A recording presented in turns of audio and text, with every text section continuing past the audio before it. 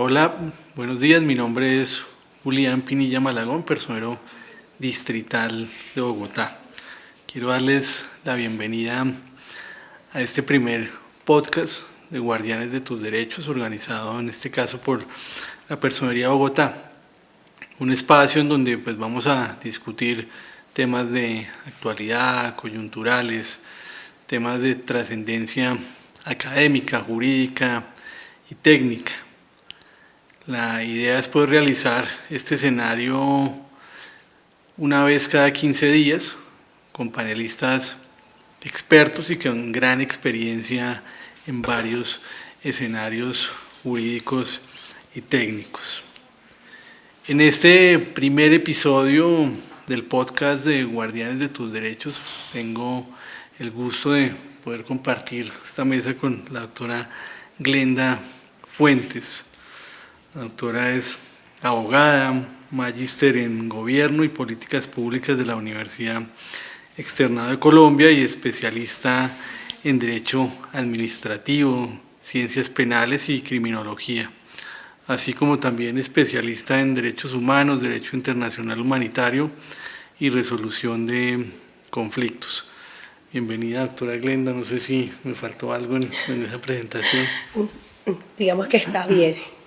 Bueno, doctor, la verdad, muy feliz de estar en este espacio y me parece muy oportuno porque se conmemora el Día de la Mujer y es para mí una oportunidad grande porque las mujeres todavía estamos en la lucha por el reconocimiento de nuestros derechos.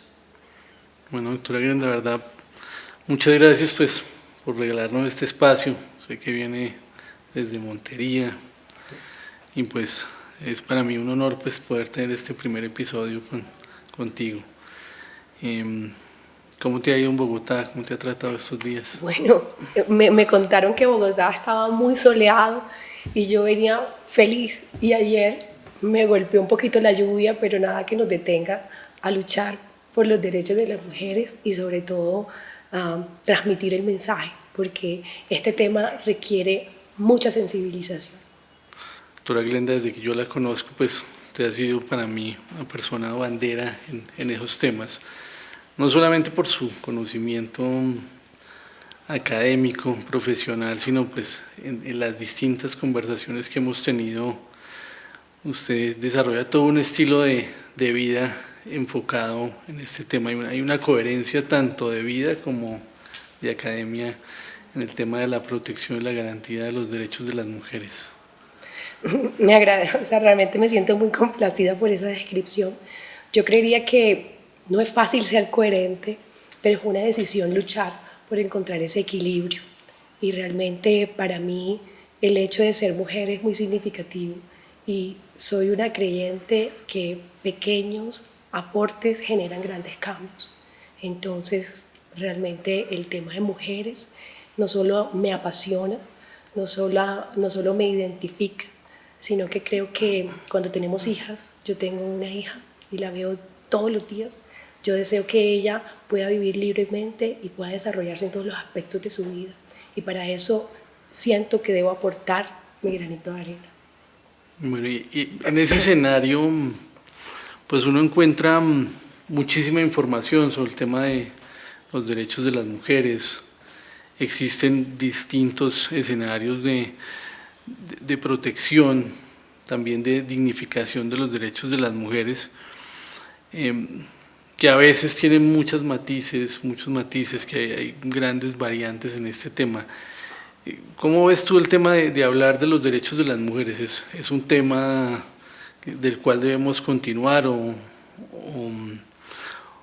aún o es un discurso que ya se ha ido gastando? ¿Cómo ves ese escenario? Bueno, si vemos el día de hoy, en donde veo muchas publicaciones, feliz día, y obviamente es muy gratificante que nos digan feliz día. Hoy realmente se conmemora, ¿no? Históricamente tenemos unas mujeres que salieron a luchar, ¿verdad?, a protestar por sus derechos. Ellas eran trabajadoras de una fábrica y resulta que 54 años después de ese día, esas otras mujeres murieron en la fábrica porque no tenían garantías, ¿cierto? Entonces, Los derechos de las mujeres tienen una historia, ¿sí? Tienen una historia de lucha en la que, si bien hemos sido reconocidos como pares, hombres y mujeres, en donde la Declaración Universal de los Derechos Humanos nos dice somos iguales, tenemos derecho a la libertad, a la dignidad, cuando nos vamos al ejercicio cotidiano hay una gran brecha. Todavía las mujeres nos sentimos con temor al momento de vestirnos de alguna u otra manera con algo ajustado. Entonces es un trabajo que se debe seguir realizando, pero sobre todo generar mucha sensibilización, porque pasa esto, se cree que es un discurso, que no pasa, que... Entonces yo creería que existe una necesidad, sobre todo para que culturalmente nosotros veamos que la lucha por el reconocimiento de los derechos de las mujeres no es más que la lucha por el reconocimiento de sus derechos humanos.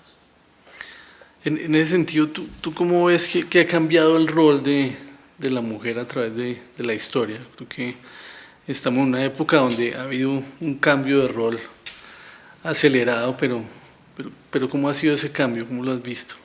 Cuando nos vamos a revisar como la historia y cómo era vista la mujer, donde la mujer tenía que depender de un patriarcado para poder autodeterminarse a nivel económico, y cuando veíamos una mujer que era simplemente vista como la que hacía los quehaceres, y se empieza a dar en medio de una lucha, unos reconocimientos poco a poco, en donde ella no solamente ejerce el derecho al voto, sino que hoy ella es la candidata también para recibirlo, ¿sí? En donde cada día tenemos mujeres empoderadas que entienden que el silencio no es sinónimo de prudencia, que tenemos que tener la oportunidad de hablar. Entonces yo cada vez más veo mujeres en los diferentes escenarios de su vida contribuyendo a nivel social y familiar, pero todavía falta muchísimo más, porque es que los estereotipos de género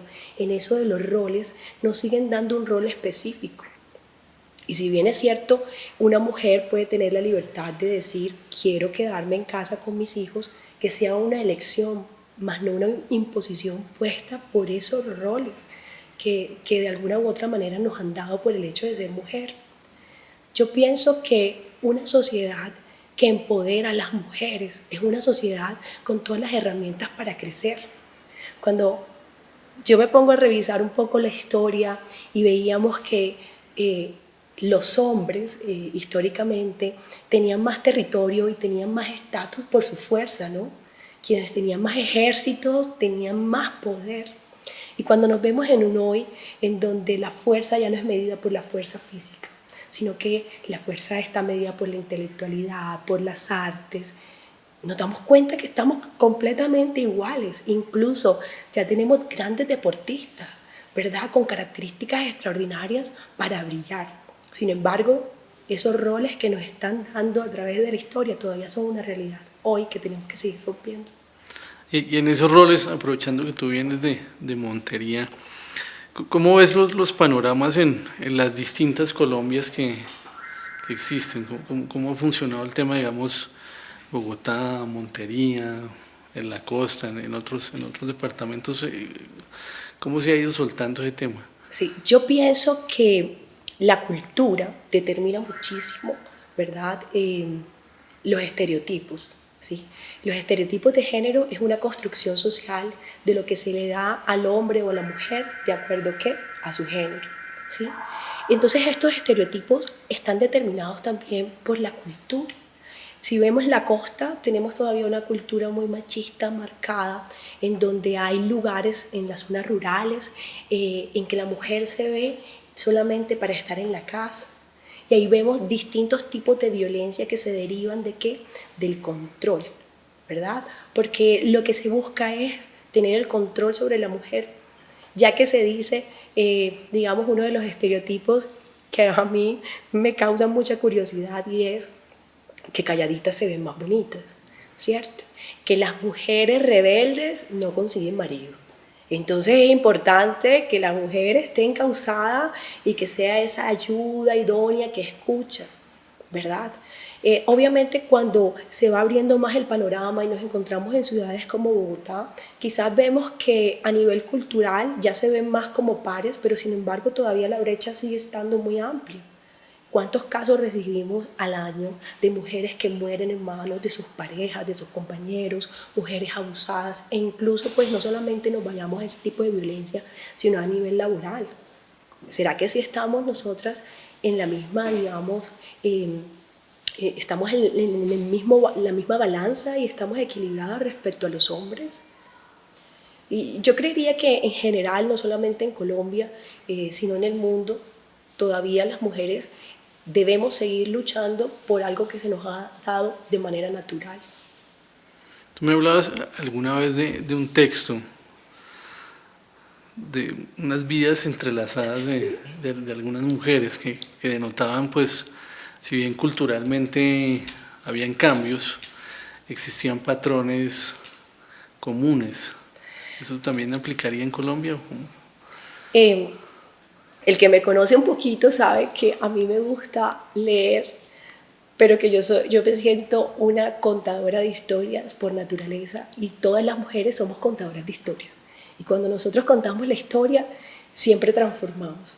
Y ese libro me encanta y se llama La Trenza, porque relata la vida de 3 mujeres que nacen en continentes totalmente diferentes y en contextos sociales diferentes, pero en condiciones económicas distintas. Entonces tenemos una mujer en la India, que ella es de las castas más bajas de la India, que le llaman las intocables, ¿sí? Desde que nacen tienen una etiqueta y desde que nacen ya son violentadas. Tenemos otra que vive en Europa, en una vida relativamente normal, clase media, pero que a la que siempre le han vendido la idea de que debe casarse rápido. Y una que vive en Canadá, abogada exitosa, pero para poder llegar a ese éxito, ¿cuánto ha tenido que sacrificar de ser mujer y demostrarse como mujer a los terceros? Porque se cree que una mujer no tiene el tiempo ni la capacidad para dedicarle a su trabajo, y más cuando tienen hijos.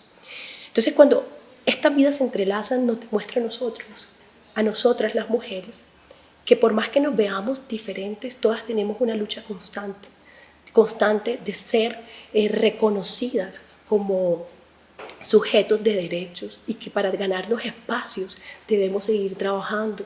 Aunque la violencia y la discriminación varíe y alguna parezca más arraigada que otras, desde que salimos de nuestras casas tenemos miedo, ¿sí? Hasta de ser abusadas. Entonces eso nos indica que el hecho de que no me pase a mí, ¿sí? Y el hecho de que piense que no me va a pasar, no quiere decir que no esté sucediendo. Ya. Y este rol hacia futuro, ¿cómo lo vamos a tener? El rol de la mujer se va a transformar o hacia dónde vamos? ¿Hacia dónde crees tú que vamos? Yo sueño, yo soy soñadora y yo sueño con que el rol de la mujer lo determine ella misma, ¿sí? Que no existan patrones, que no existan estereotipos, que no existan reglas, ¿verdad? Sino que cada mujer tenga la libertad de poder decidir qué rol quiere asumir en esta sociedad. Y estoy segura que si las mujeres se pueden autodeterminar, no solamente será un progreso para ellas mismas, sino que veremos países como el nuestro crecer no solamente a nivel social, sino a nivel económico, porque esta desigualdad nos sigue dando dolor, pero también nos hace perdernos de la oportunidad de mujeres brillantes, de aportar conocimiento, de la sabiduría de la mujer y que nos sigue dejando como en un retroceso. Tú mencionabas ahorita una frase que me quedó pensando, el tema de que calladitas se ven más bonitas. ¿Cómo manejar ese tema de ese tipo de comentarios, de chistes, de estigmatizaciones? ¿Cómo poder analizar esa temática y qué efecto puede tener eso en las mujeres? Yo creo que hay momento para hablar y hay momento para callar, digamos, en una prudencia general. Pero esa etiqueta de que las mujeres entre más calladas nos vemos más bonitas, en que la prudencia es sinónimo, ¿verdad?, de silencio, en el que es mejor no incomodar, ¿sí?, en que la mujer que se expresa, la mujer que marca la diferencia es rebelde, nos sigue no solamente quitando la oportunidad de tener la libertad de expresarnos, sino que también le abre la puerta a todas esas niñas que pensando que el silencio, la integridad y el complacer van de la mano, son víctimas de abuso sexual y no tienen las herramientas de poder denunciar. O sea, porque se cree que cuando se le quita a una mujer, a una niña, su sexualidad, ¿verdad? Se le lesiona, ella de pronto provocó y es mejor callar porque te ves más bonita callando y nadie quiere ser etiquetada y estigmatizada en este sentido. Entonces yo le diría a todos los hombres que usan esta expresión que además es violenta, ¿no? En que una mujer que habla tiene mucho por decir, en que una mujer que habla puede transformar y en que una mujer que habla es libre. Excelente, eso es una muy buena conclusión en ese escenario. Hay una sentencia de la Corte Interamericana que se llama Campo Algodonero versus México, donde, conectando con un poco de lo que tú hablabas ahorita de todos los escenarios de protección, cuando hay abuso, cuando hay este hostigamiento, pues hablaba de una visión machista o una visión que no tenía un enfoque de género en la justicia. ¿Tú cómo ves eso en Colombia? ¿Cuál ha sido la evolución que podemos tener en ese tema? Yo realmente me encuentro muy emocionada porque últimamente he visto varias sentencias con enfoque de género y cuando vemos el enfoque de género a nivel judicial no quiere decir que la mujer va a enfrentar una ventaja respecto, digamos, al agresor, sino es que no podemos ver la mujer como esa mujer que está ahí, sino como una mujer histórica en donde al final existe un sistema patriarcal de control y en donde ella se encuentra en una desventaja frente a su agresor por el simple hecho de ser mujer.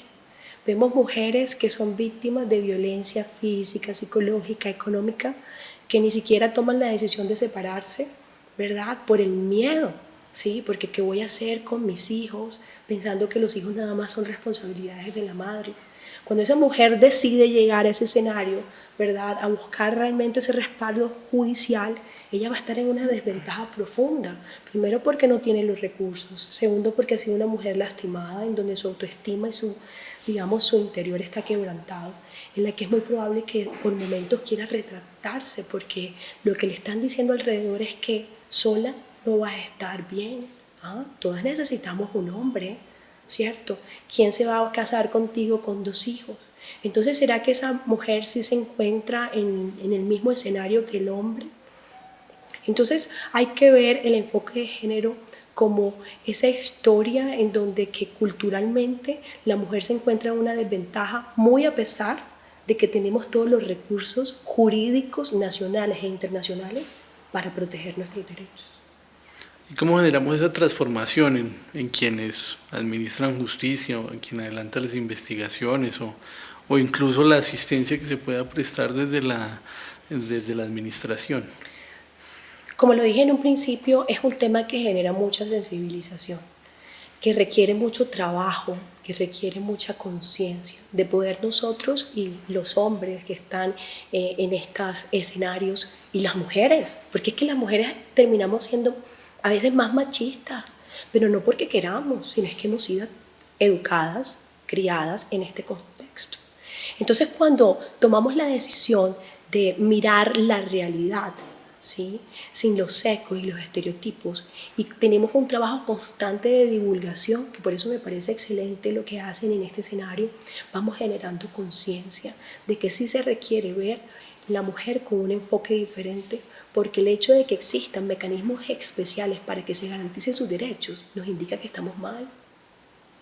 Sí, hay otro escenario que es el escenario político. Aquí en la personería adelantamos todo un informe frente al número de edilesas que fueron electas popularmente. Es una cifra inferior al 20% de los ediles de la ciudad. Y ellas nos manifestaban distintas preocupaciones, no solamente en el ejercicio de su cargo, sino también en la elección. Varias de ellas indicaron que se había utilizado el tema de género para atacarlas en sus campañas y que muchas veces no es pensado el desarrollo político administrativo del edil frente a los distintos roles que tiene. Hablan muchas veces de un doble trabajo en el hogar, pero también en el escenario político. ¿Tú cómo verías ese tema? ¿Cómo poder romper esas brechas que existen ahí? Incluso planteaban que, con preocupación, que algunas mesas directivas de estas juntas, pues que se eligieron hace poco, habían quedado únicamente conformadas por hombres. ¿Cómo poder aumentar la participación política con unos criterios de igualdad? Bueno, yo pienso que todavía la mujer en el escenario político requiere mucho trabajo, porque si bien es cierto que tienen todas las capacidades, tienen toda la experticia, hay una desconfianza, digamos, en donde se cree que la mujer no tiene las competencias suficientes, ¿cierto?, para estar allí, porque todavía se nos ve con el rol de ¿qué? Mujer, sinónimo de casa.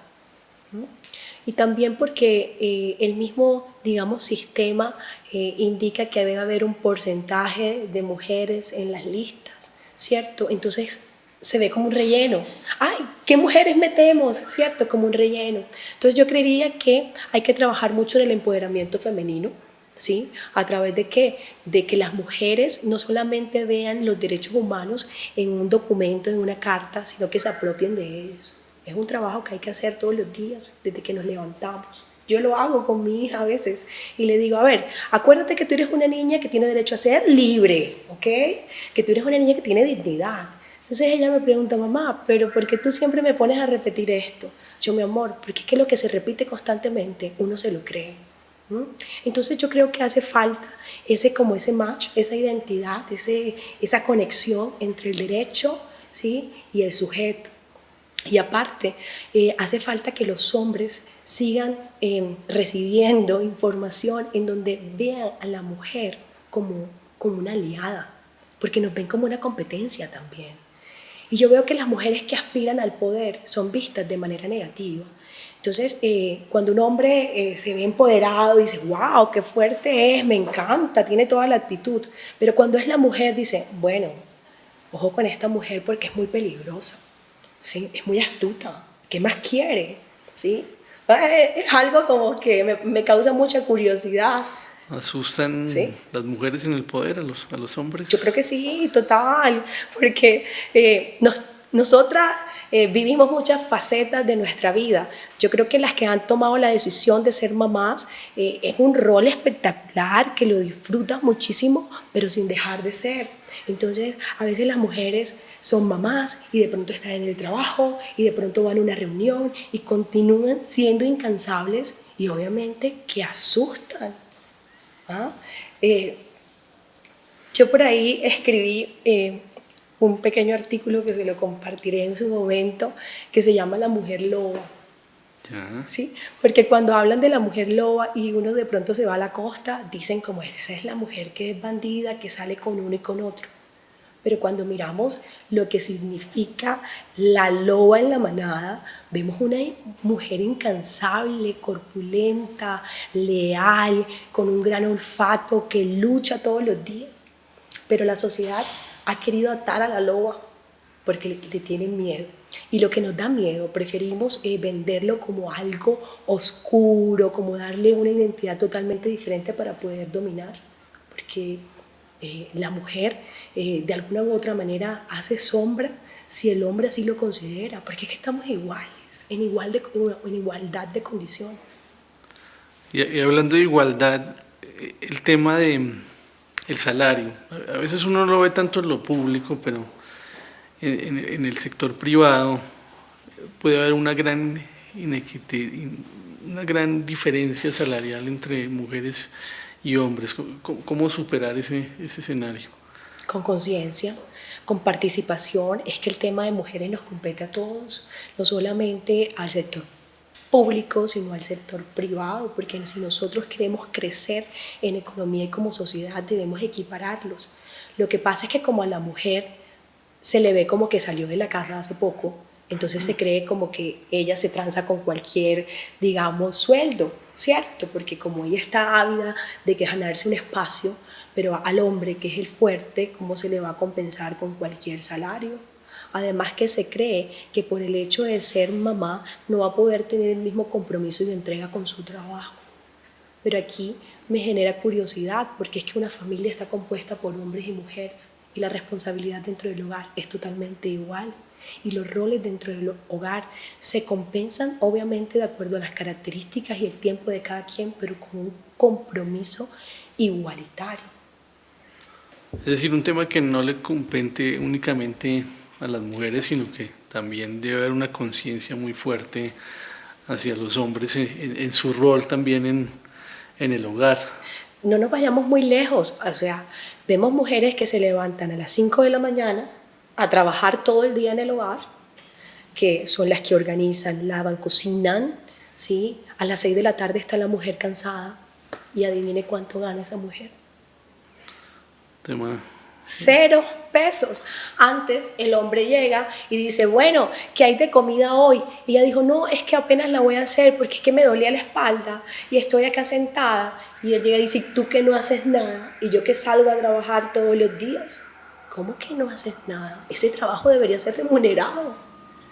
Un tema que se ha ido transformando, pero aún quedan muchos elementos, sobre todo yo me acuerdo que en escenarios del colegio, cuando preguntaban la profesión de la mamá, a veces entraba en discusión el tema de ama de casa o alguna cuestión así, que denotaba que no era tomado como un escenario que de por sí generaba una remuneración.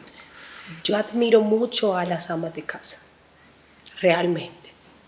Las admiro porque es un trabajo que demanda esfuerzo físico, pero que también termina integrando otro tipo de profesiones que se van desarrollando de manera innata. Terminan siendo psicólogos, médicos, o sea, es increíble y que la mujer también se va deteriorando a nivel emocional. Para mí es fabuloso tomar la decisión de quedarme en casa criando a mis hijos los años que yo pues lo sienta, pero que sea una elección más no una imposición. Sí, me pongo a pensar mucho en el eslogan de la personería. Ahorita está inspirado en mi mamá, en ese rol integral que tenía mi mamá en el hogar, tema de guardianes de tus derechos, deriva del rol que tenía mi mamá, que era como el ángel guardián de la casa. Ella tenía todos roles, psicóloga, mecánica, de todo, así que impulsaba las cosas buenas y también pues cuando uno estaba desviando en algún escenario estaba ella ahí para conducir eso. ¿Sí? Y yo creo que eso ha sido de las cosas más valiosas que tenía ella.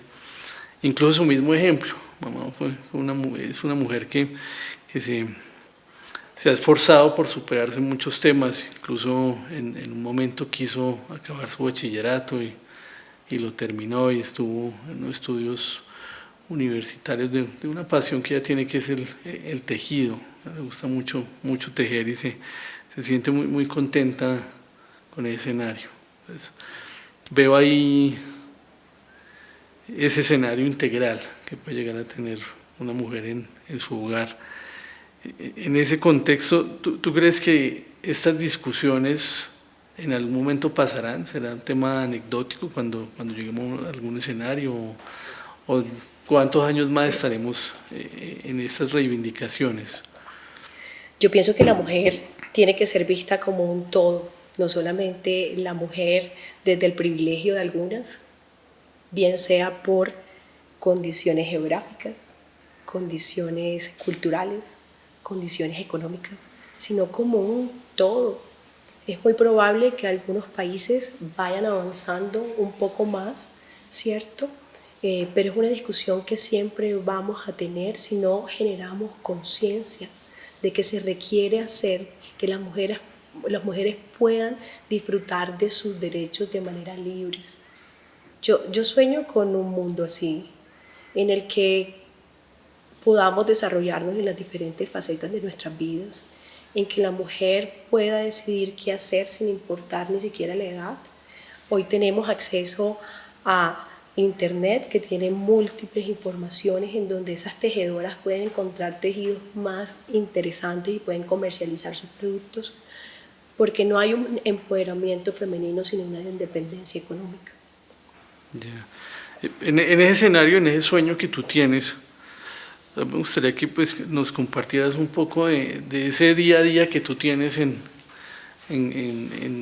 garantía de los derechos de las mujeres, tanto laboralmente y en tu vida. Tú me contabas cosas muy, muy interesantes. Yo creo que la vida siempre nos sorprende, sobre todo cuando nosotros tomamos la decisión de abrirnos a que esas sorpresas lleguen, ¿cierto? Porque creemos como que me pasan tantas cosas negativas y es que siempre a mí, pero de pronto, sin darte cuenta, empiezan a pasarte cosas buenas en las que tú decides si quieres fortalecerlas hacia adelante. Y mi principal rol, porque ha sido mi decisión, es ser mamá. Yo me disfruto tanto a mis hijos y como me encanta contarles historias, yo todo lo que son, digamos, comportamientos, se lo transformo en historias. Entonces, ya yo me invento las anécdotas, les cuento de pronto el cuentecito antes de dormir y es un vínculo que hemos ido como creando. Trabajo en la Defensoría del Pueblo, en la Delegada de Mujer y Género. Realmente nunca pensé que llegar a esta maravillosa institución me iba a dar la oportunidad de encontrar mi propósito, porque yo siento que hablar de los derechos de las mujeres de manera natural, de manera sin etiquetas tampoco, porque no es una competencia entre hombres y mujeres, me apasiona tanto que lo disfruto sin darme cuenta. Eso también me ha ido abriendo las puertas a llegar a las emisoras, a hablar con las jóvenes y me parece transformador verles el interés de querer saber más. Yo pienso que nosotros los seres humanos estamos compuestos por varios elementos. Somos alma, somos cuerpo, ¿verdad? Y somos espíritu. Pero yo para poder transformar mi imagen, que es lo que de pronto muchos quieren hacer hoy en día, yo tengo que empezar de adentro hacia afuera. Y a mí me gusta la lectura. Y tengo algo y es que si yo no cuento el libro, yo siento que no lo leo. Y yo empecé con mis amigas a contarles a la una, a contarles a la otra y de pronto terminamos con un club de lectura. O sea, todos los meses y de pronto se me acercaba gente y me decía, mira este libro y me di cuenta que el verdadero empoderamiento parte del conocimiento, que nunca es tarde para aprender, que si yo todos los días nutro mi conocimiento, yo voy estructurando mi parte interna, ¿verdad? Y eso también va a hacer que transforme la externa. Y cuando yo me nutro de acuerdo al propósito que he encontrado, yo puedo también empezar a construirme, bien sea como profesional, como mujer, como artista, ¿verdad? Y no cansarme de aprender. Bueno, y finalmente, ayer tuvimos con las funcionarias de la entidad y las contratistas, tuvimos un almuerzo, una serie de actividades. Pero lo más valioso de eso fue pues, poder discutir con distintas funcionarias. Yo te quiero contar que en la Personería de Bogotá las mujeres son la mayoría. Tenemos más de 1000 funcionarios y la mayoría son mujeres. Y en este escenario hay unas mujeres con una gran sensibilidad en distintas cuestiones. Ayer hablaba con mujeres muy preocupadas por el manejo que se tiene de las mujeres privadas de la libertad, las garantías que pueden tener. En otro escenario hablábamos mucho de las mismas audiencias penales, cómo se manejan, cuál ha sido el rol del Ministerio Público en esos escenarios. Incluso con algunas hablábamos de retomar un tema de unas escuelas de género, ¿sí? ¿Cuál sería el mensaje que tú les mandarías a todas estas mujeres que se dedican arduamente en pro de y garantía de derechos de las mujeres aquí en la Personería de Bogotá? Bueno, mi mensaje es primero que las felicito, porque no es fácil dejar de lado todos los problemas y las situaciones que individualmente a veces nos agobian, para poder de pronto preocuparnos por esos terceros. No hay nada más maravilloso de ser la voz de aquellos que no pueden hablar y de aquellas que no pueden hablar por las diferentes circunstancias y situaciones que están viviendo. ¿Sí? Esas mujeres nos necesitan. La lucha de los derechos de las mujeres nos compete a todos y todas. ¿Sí? No porque no me pase a mí, no quiere decir que no le esté pasando a otro. Entonces, las invito a colocarse la camiseta. A mí últimamente digamos que me he investido del poder de publicar en mis redes sociales cosas que quizás yo pensaba, cosas que hacía, pero que de pronto no quería ser etiquetada como la que ahora quiere resolver los problemas de todos. Con una sola persona que podamos ayudar, con una sola mujer que podamos darle una garantía de sus derechos, generamos un cambio increíble. Muchísimas gracias, doctora Glenda, de verdad. Para mí siempre un gusto discutir contigo, poder conversar todas estas temáticas y que eventualmente me cuentes algún libro de los que lees y las conclusiones que das, sobre todo ese talento para contar historias. Bueno, yo creo que todas las mujeres somos contadoras de historias por naturaleza, si no tuviéramos tantas leyendas, mitos, cuentos. Muy agradecida por este espacio. Realmente disfruto muchísimo hacer esto y espero que tengamos otra oportunidad, no solamente para contarle a las personas sobre todos estos temas de actualidad, naturales, sino también para hablar a nivel, digamos, profesional y a nivel de libros, todo lo que quiera. Yo feliz.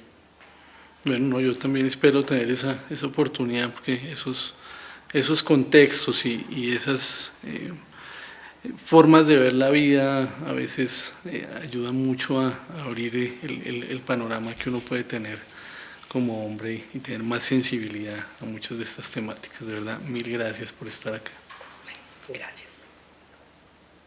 Bueno, les agradezco mucho por estar presentes y atentos en este podcast de la Personería de Bogotá, Guardianes de tus Derechos, el cual pues vamos a hacerlo cada 15 días en escenario en YouTube y también en Spotify. Espero pues seguir contando con la presencia de todos ustedes y que haya sido de gran agrado esta discusión, esta conversación tan importante frente al tema de los derechos de las mujeres, sobre todo una persona que es un ejemplo tanto profesional como personalmente en todas estas cuestiones. Un feliz día a todos ustedes.